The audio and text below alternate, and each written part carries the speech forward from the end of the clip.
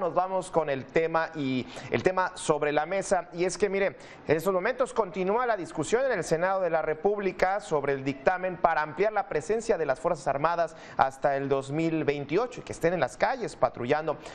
En toda esta barra de análisis hemos estado discutiendo y tratando de sacar ese balance, esos datos, esa estadística sobre pues cuál ha sido el papel y si es que en caso de darse, cómo vendrá. Pero en la discusión que se está dando en el Senado, ¿la tiene fácil Morena y sus aliados? Si no pasa esta iniciativa, ¿qué va a pasar con los senadores de Morena? ¿Qué seguirá en el legislativo? ¿Va a haber regaños de parte del Poder Ejecutivo? Saludo con mucho gusto a nuestro director editorial Raúl Frías y al analista de Mega Noticias a Víctor Hugo Hernández. Ahí les dejo el tema sobre la mesa. Gracias, Gabriel, qué gusto saludarte. Gabriel, en esta ocasión te damos desde luego las gracias por llevar hasta el momento esta conducción de Mega Noticias. Víctor, qué gusto saludarte. Igual, Raúl, ¿cómo ves? ¿Has podido escucharlos, verlos? Es que, Raúl, perdón que me adelante, pero caramba, escuchas a las partes y todos suenan tan convincentes, con su lógica impecable, que sinceramente a veces dices, bueno, ¿quién tiene la razón o dónde está la razón o qué es lo que mejor le conviene al país? Queda uno medio confundido, Raúl, al menos te lo digo honestamente, los he escuchado y escuchas una y otra parte y dices tú, caray, todos son impecables en sus razonamientos. Tienes toda la razón y me parece que es parte esencial de este tema sobre la mesa y me parece que es puntual lo que estás señalando. Escuchas a los de Morena, a los del PT y dices, tienen razón en lo que están argumentando. Escuchas a los del PRI, a los del PAN, a los de Movimiento Ciudadano y también tienen razón. Mira, ahorita está hablando Beatriz Paredes, una de las senadoras emblemáticas del PRI, y escuchamos un poquito de lo que está diciendo en este momento en tribuna, ahí en el Senado, donde se está llevando a cabo esta discusión, donde se va a votar si se prolonga la estancia de las Fuerzas Armadas en la calle, en actividades de seguridad, hasta el 2028. Esto es lo que está ocurriendo en este momento. Escuchamos un poco, Víctor. Tiene una visión que no reconozca el papel histórico que han jugado las Fuerzas Armadas y la trascendencia de que nuestro país tenga un Estado pacifista y, por tanto, un ejército subordinado al poder civil y pacifista. Pero también muchos de nosotros conocemos de episodios que han oscurecido la realidad nacional y el prestigio de las Fuerzas Armadas.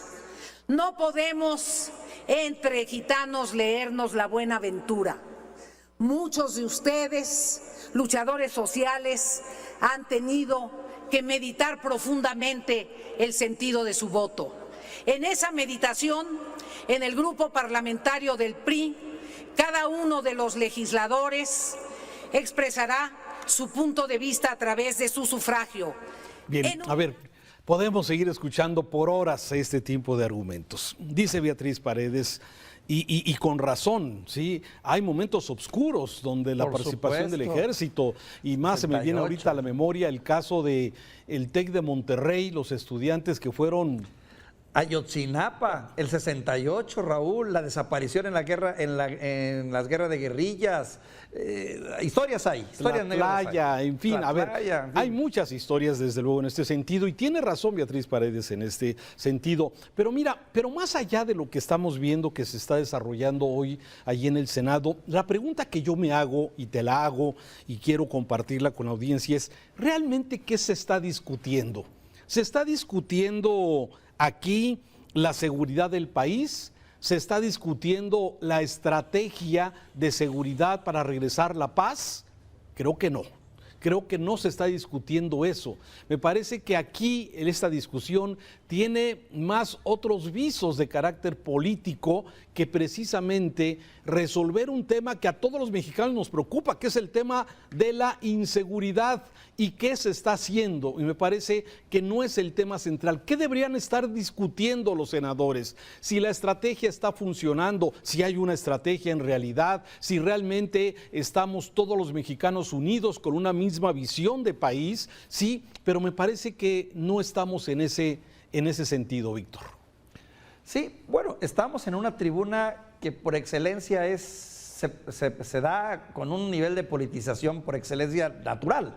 Y todos, independientemente de los análisis que se hagan, Raúl, uno no puede menos cuando los observas tratar de inferir las filias, las fobias, las simpatías.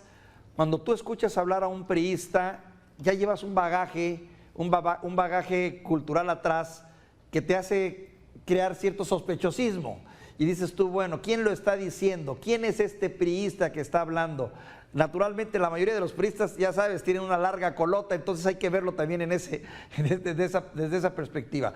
Pero también escuchas a Morena y también lo sometes al escrutinio de los resultados. Y dices tú, bueno, están pidiendo tiempo, están pidiendo más tiempo para poder concretar un proyecto del cual todavía yo no alcanzo a ver respuestas y resultados concretos. Y te entra la duda, ¿será el camino correcto? Y luego vienen los otros que también hacen su juego, ¿no?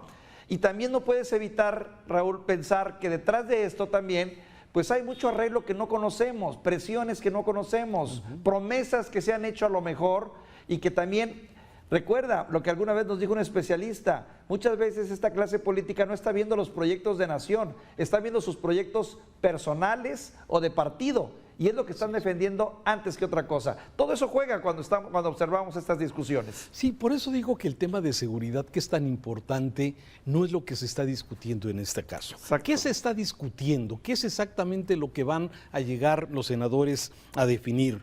Bueno, se va a definir la oposición, ¿sí? ¿Qué va a pasar con la oposición? ¿Qué va a pasar con el PRI? Con un PRI dividido, el que apoya a Alito Moreno, el impresentable, o el que apoya a Osorio Chong y, bueno, los periodistas que están precisamente en contra de Alito Moreno. Es lo que se está definiendo. ¿Qué más se está definiendo? La fortaleza de la alianza.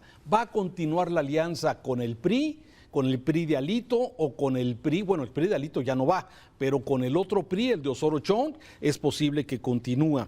¿Qué se está discutiendo? El tema de la polarización política y desde luego estos argumentos de extorsión y de chantaje que hemos visto en las últimas horas, ¿sí? Como este senador Raúl Paz de Yucatán, de Mérida, que hace 5 días estaba criticando la militarización y ayer lo presenta el dirigente de Morena como parte de la bancada.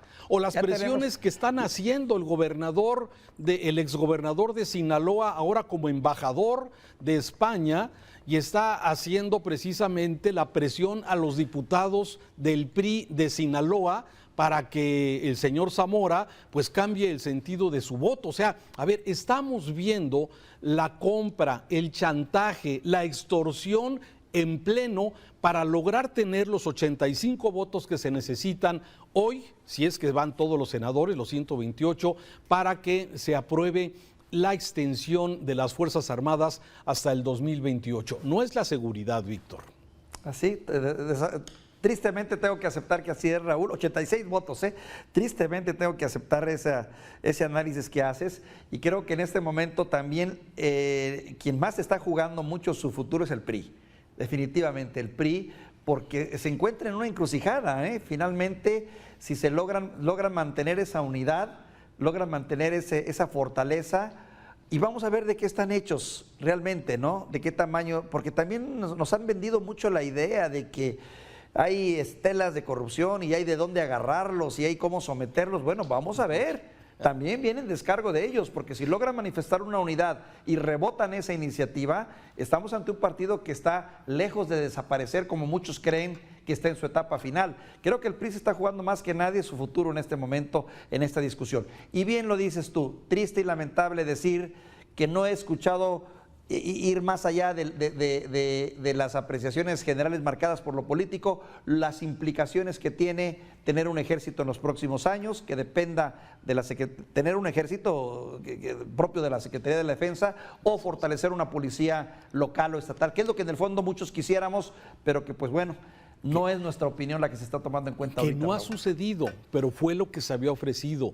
Y que hay que recordar, las Fuerzas Armadas están en actividad de seguridad desde Calderón. Llevan 16 años, 6 años de Calderón, 6 años de Peña Nieto, 4 años de López Obrador, ¿sí?, combatiendo supuestamente la inseguridad. Ahora, los resultados. Sí, pareciera que en los últimos 4 o 5 meses de este 2022, pareciera que hay una tendencia a la baja en homicidios dolosos. Sí, aquí la pregunta, la estrategia de tener, si es que se puede llamar estrategia, al Ejército y las Fuerzas Armadas al frente de la seguridad pública, ¿está funcionando? Porque el tema de crear una guardia civil, como se intentó con Peña Nieto, con la gendarmería, que nadie habla y nadie nos acordamos de la gendarmería, que iba a ser una fuerza civil, como la Policía Federal en su momento, como la Policía Federal Preventiva en su momento, y que este sexenio, pues a partir de que 2019 se pidió este decreto de sumar las Fuerzas Armadas a la seguridad, mientras se fortalecían las policías municipales, policías estatales, cosa que no ha pasado. Y esto precisamente es la duda. Sí, es lo que se está alegando, ¿no? Que el famoso séptimo transitorio constitucional, que contemplaba forzosamente también la capacitación y proveer a las policías locales, a las policías estatales, no se ha cumplido. Y luego te dejan la duda, porque dicen, no se ha cumplido con toda la intención del mundo, que el ciudadano diga, pues no está la seguridad, y voltees de manera natural a ver como única opción a la Guardia Nacional. De ser así, pues qué perversidad, ¿no? Es un poco como, pues lo que te ofrezco, lo tomas porque es lo único que te voy a dar. El asunto está aquí, Raúl, también, en que solo ayer fueron asesinadas 82 personas. En lo que habla que una estela que, aunque tú hablas, y sí tienes razón, según los datos ha ido bajando, realmente es insignificante la baja, realmente no ha habido resultados en relación a eso. Si hablamos derecho, claro, no creo que haya una ascendencia positiva que tú digas esto está cambiando, no. Déjame darte algunos datos que son del secretariado, datos oficiales, de homicidios dolosos, ¿sí? Mayo, 91 homicidios dolosos en promedio al día, 91. Junio, 89. Julio, 86. Y agosto 84. A ver, si esa es la tendencia, podríamos decir que de alguna forma las cosas están caminando, pero a mí me parece que finalmente termino con esto, Víctor. Lo que hace falta es un gran consenso nacional, el dejar de estar dividiendo, el dejar la polarización y todos trabajar a favor de un proyecto para recuperar la paz, para mejorar los sistemas de salud, pero parece que políticamente reditúa más a los políticos la polarización, la división, el mantener a la población dividida y al margen de las decisiones importantes de este país. Eso parece que les deja mejor, les reditúa políticamente mejor que realmente buscar un consenso para que todos los mexicanos vayamos en un mismo camino. Bueno, eso es lo que pienso, Víctor. Sí, de nueva cuenta, los grandes problemas nacionales superditados a los intereses y a las necesidades políticas de quienes están participando en este debate, porque cada uno de ellos cuida su pellejo y cuida el pellejo cuando se puede también de su partido o de su facción para tratar de imponer un punto de vista.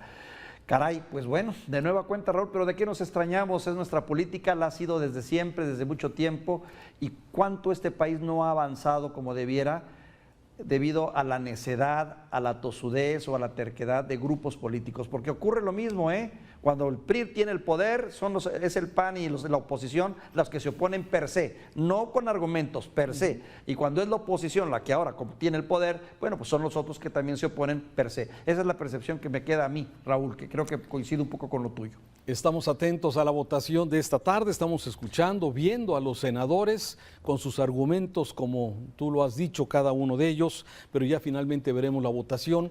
Al final de esta jornada seguramente vendrá la votación. Importante. Si alcanzaron los 86 votos necesarios para poder de alguna forma que pase esta propuesta para ampliar las Fuerzas Armadas hasta el 2028 o no, y todas sus consecuencias. Víctor, ¿sabes qué, gracias. Raúl, sí, damos un comentario, me queda la duda y te lo planteo a ti.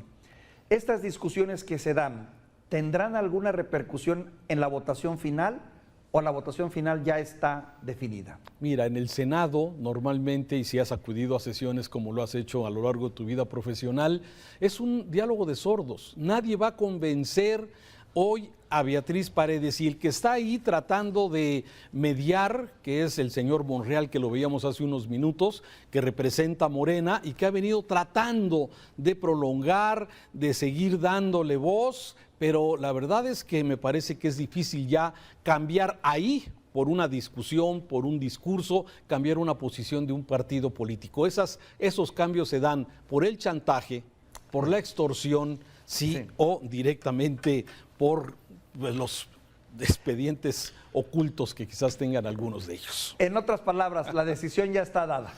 Yo creo que sí. Yo creo que sí. Falta nada más que la conozcamos. Gracias, Víctor. Un saludo. Te mando un abrazo.